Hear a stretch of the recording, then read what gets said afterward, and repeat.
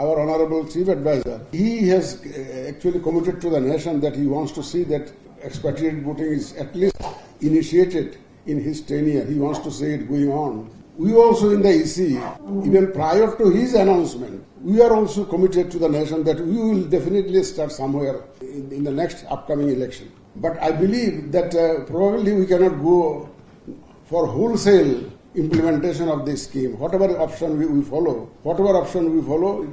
it will not be probably advisable to go in the full-scale implementation of the whole process.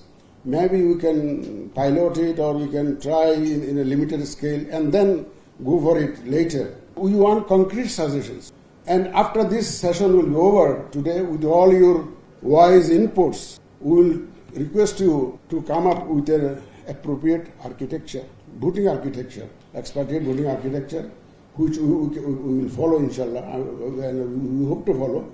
That means we are really attaching topmost priority to this particular workshop today as a solution giver to the issue which we are struggling with. And after today's workshop, probably we may go out to the nation to say that our experts who are available here, they have suggested this particular option, and we will go for implementation of that option. We have now actually closed down our options to three because others we have ruled out. One is postal ballot, which is already there in our law, and the other is online voting, which is being practiced by many countries in the world. But many are also rolling back their program.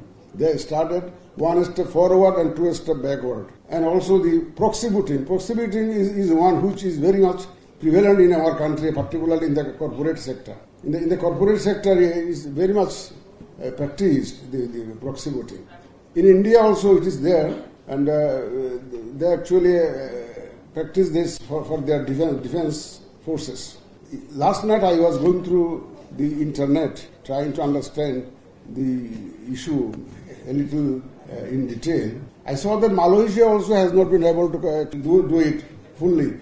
They also practice voting in the High Commission, in their respective embassies. They have to come physically to vote, but not online or through postal ballot. They can vote, they have to go to the High Commission. My bottom line was, our big neighbor, India, the country which is leading the world, in fact, in terms of technology, particularly, because all the digital developments are now taking place, either in India or by the Indians, but they have not yet been able to actually go for expatriate pooling. That is an example I always try to keep in my mind.